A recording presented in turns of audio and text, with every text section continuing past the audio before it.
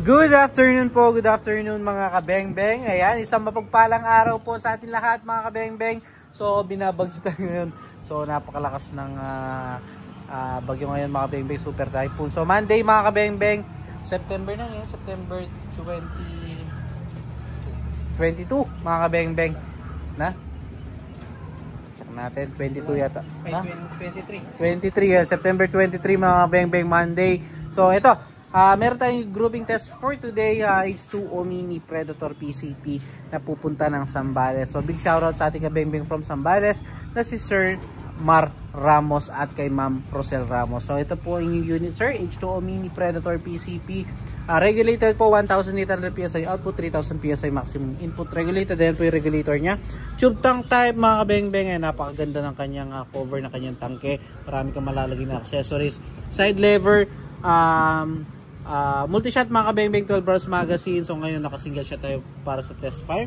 Then adjustable buttstock, folding buttstock din po, and also adjustable hammer spring. And also decacker meron po siya. Ito po yung kanyang output gauge naman po. Naka DSC black powder 4x16x44 na scope with safety po yung kanyang trigger.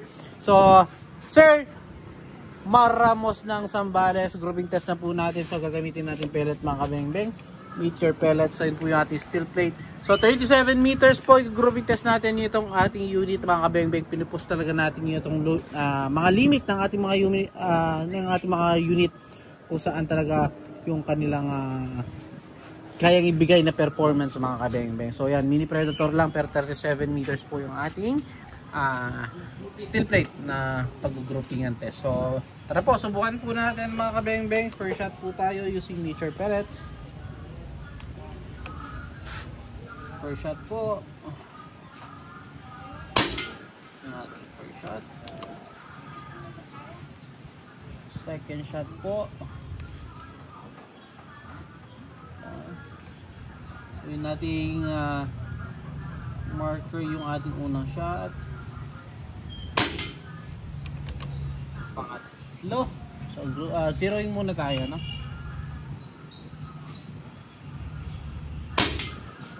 Apat. 37 meters po yan, ha. Panglima.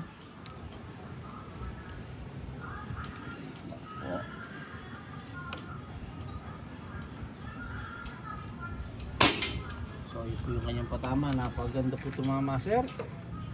Pang-anim.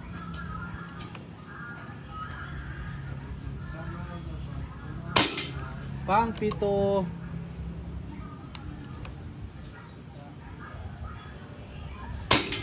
Pang-walo.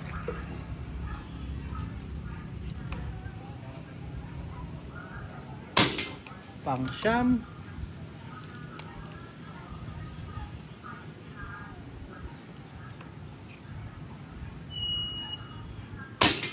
At pang-sampu.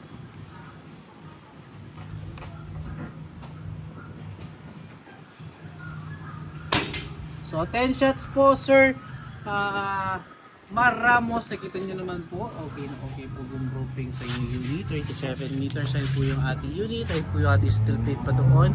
So puntahan po natin yung ating steel plate mga kabengbeng para makita nyo yung kanya naging groupings ng unit ni Sir Mar Ramos. Ayan, so check natin yung kanya naging grouping sa 37 meters po. So ayan, Sir Mar, check natin. So ayun po, 37 meters mini predator lang po, no?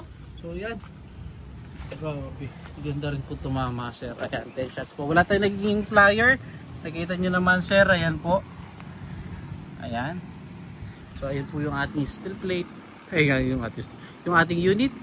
Ayan, 37 meters mga kabengbeng. Then ito po yung ating steel plate. So salamat sir again mga kabengbeng sir. Pahintay na lamang po yung unit again mga kabengbeng. Peace out po.